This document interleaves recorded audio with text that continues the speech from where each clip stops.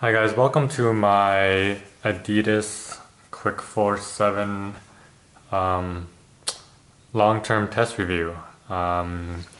Basically, I have been wearing these shoes when I play badminton, and I've worn them now for these I've seen probably about 4.5 to 5 months of play, and that's about on average I'd say about 1.5 to 2 days a week. And so the total time I spend at the badminton club is probably between average 2 hours. So I'm probably playing on court actually about an hour and a half. I consider myself a intermediate advanced player. How I have been wearing these since I just started playing badminton, so which was just about last December. So these shoes saw me play when I had pretty poor footwork, and then I also played with them when my footwork improved quite a bit. So I'm just going to go over the exterior features, some of the looks as well as the design details, and then I'm going to go over how I felt the fit and the comfort, the traction, the durability, and then my concluding thoughts. So this shoe, when I got it, was basically the top line Adidas badminton shoe. I think this blue is a pretty cool color. It definitely stands out on court. And as you can see, even the laces are blue here. It's got the typical Adidas 3 stripes. On their badminton shoe, it's a bit thinner. And here it says heel stabilizer, which is supposed to stabilize your heel, and I say supposed to, and I'll get to that. Adidas logo on the back. On the inside of the shoe, you got your Adidas logo again. You have a really nice soft leather material here on the inside. Which is pretty nice. This is where we all sort of drag when we lunge, so you can sort of see what's going on there. It says Adi wear there. And so for the top lace part, you have this band you can sort of see through. That's another exterior feature of the shoe. And then on the tongue, it says Adidas there. And you have the different mesh materials mating there. So I mean, it is a shoe, so there's not too much going on the design on the outside. You have a couple of different materials that mate throughout the shoe, and I think it's a pretty clean look. Now I'm going to go over some of the features. As you can tell, Adidas really values the perforation, so the breathability of the shoe. So you have a lot of perforation here, holes basically throughout the outside of your foot to breathe. And then on the top here where your toes are, you have some holes. This isn't as much as I would like from a shoe, but that's there. So you have, I don't know why the holes go from large to small, but that's the way they have done that there. On the inside of the shoe, on the inner part of the exterior of the shoe, you have more perforation here. Again, it's not a very compact perforation. It's not dense. There's not a lot of holes densed in one area. And basically, this shoe actually doesn't breathe very well. So you can tell just by how many holes in the shoe how well the shoe will perforate and breathe. And I don't think this shoe really breathes that well. I mean, I remember my feet being very sweaty after playing in these shoes. So for breathability, I'd probably give it like a 6 out of 10 or something. I don't think it's that good. So let's talk about now the heel stabilizer function. So I don't actually find this to stabilize your heel at all, to be honest. If you see how much flex there is, this material isn't that stiff. The reason why a lot of badminton shoes have this X across here, a lot of leanings have that, and then In basketball shoes, you see there's a lot of heel support, and it's supposed to, that's supposed to do is clamp onto your heel like this. And the extra material that they're building here is to prevent flex, lateral movement. Unfortunately, on this shoe design, the heel stabilizer just isn't stiff enough, and it does cause you to not have too much grip on the rear of your foot. The lower section here is actually quite stiff, but the sides just isn't stiff enough, so it doesn't really stabilize your heel very well. Let's talk about basically your when you drag your foot. A lot of badminton shoes will have extra protection here on basically the inside ball of your foot, because we tend to drag a lot here. And they have done that. There's a clear layer of added protection that Adidas has added, and you can see that I have worn right through it, and I'm actually getting into the actual shoe material, and soon there's going to be a hole there. So again, keep in mind how long I played with the shoe. That's the type of wear you're going to see, so that tells you sort of how durable the shoe is.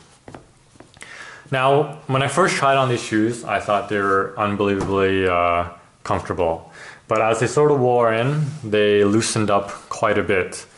And I'm going to actually undo one of the laces, and I'm going to start talking about the inside of the shoe and the sole. So I'm going to actually take the sole out. And actually I'm going to take the sole out of both shoes just to show you guys. So on my left shoe, I am right-handed, so I'm right foot stronger. On the left shoe, you can see the wear on the sole.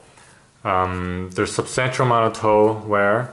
There's a lot of rubbing I find going on for my feet in here, and I come out of badminton games with a very sore toe and, you know, like calluses and stuff like that. It's not very pleasant. So that tells you basically how durable these soles are, and they're not actually that comfortable or shock proof. They're very, very thin. They offer very little type of shock proofing. So that's the left foot here. And on the right foot, I am right-handed, so right foot would be my strong foot. You can see it's even worse. So look at that, that's a lot of wear. There's actually a hole here. So there's a hole, so you can see the blue through that hole. I've actually stopped wearing these shoes already, so this isn't going to see any more wear. This is, again, the ball of your foot, lots of wear, and I'm not surprised to see this because I have a lot of calluses again and discomfort in my foot there. But most notable is the heel is substantially worse on my right foot than my left foot. Of course, because when you're lifting, you right foot forward, and then stepping back, it's always your right foot. So lots of rubbing in the shoe. Having said that, of course, factory soles, a lot of people chuck them and put in their own. So whether you regard this as important or not will be up to you, but this is the quality of the standard sole. Insoles. So now we're actually going to talk about the sole, so the bottom of the shoe. Again, I'm going to look at the left shoe first. So this is the design behind it. It's not a gel sole, okay? Like the Yonex they all have the gel. They went with this more basketball style rubber traction, which is great. There's no problems with that, but I will tell you how I felt the traction. So you can see this has smoothed off quite a bit, and again, that's from dragging, and it's basically totally smooth now. There's very little traction there. One of the reasons why I bought this shoe is because I thought this would have a lot of lateral traction with these raised ridges. They even say top grip, special rubber compound. But again, this have worn very smooth now. You can see just how much this has worn on the outside edge. They're totally flat. This offers no grip anymore.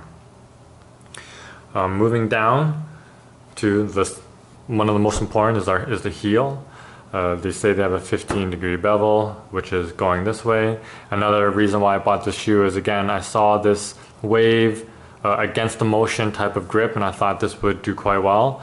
And of course, any new shoe will do very well on court, but they wore quite quickly, and there's this very poor grip now on a badminton mat. So my club has a mat.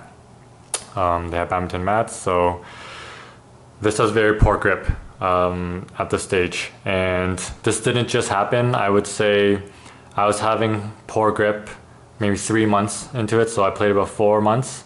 About 3 months into it, I was already experiencing poor grip. So that's the left shoe, and the right shoe will be worse. As you can see, I'm going to just start from the bottom here. Right away, this is just smoothed off completely. I have slipped and slide number of times, and that's when I basically decided to retire the shoe. Again, this is all smoothed out. Even the lettering of that top grip is gone.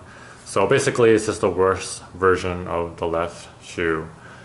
And I don't actually drag as much on my right, oddly, but well, not oddly, because when you're really lunging, you're dragging your rear leg, but my front doesn't wear as much on the ball side.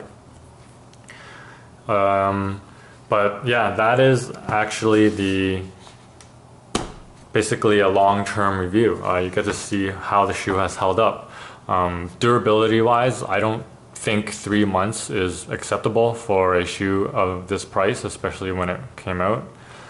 And I expect a lot more from Adidas. I bought the Adidas shoe because I figure, you know what, even though Adidas is new to badminton, they're not new to shoes. They are a shoe company first and foremost. They should know how to make court shoes. I thought they would do sort of their research. And I'm quite disappointed. A coach in Canada, which is very well known, told me that shoes should last about 5 to 6 months. And he's talking about people that train every single week, maybe 3-4 times a week. And those shoes, he's saying, should last about 5-6 months. But I'm not even someone that trains, and I don't even play consistently every single week, multiple days a week. And yet these shoes have worn quite a bit. They have not lasted 4 or 5 months, let alone 6. So for the price, I really don't think these shoes have sort of made the cut, and they lose grip substantially. The insoles are very thin and not very comfortable, and they wear very quickly as well. So overall, I'm sort of disappointed in this shoe.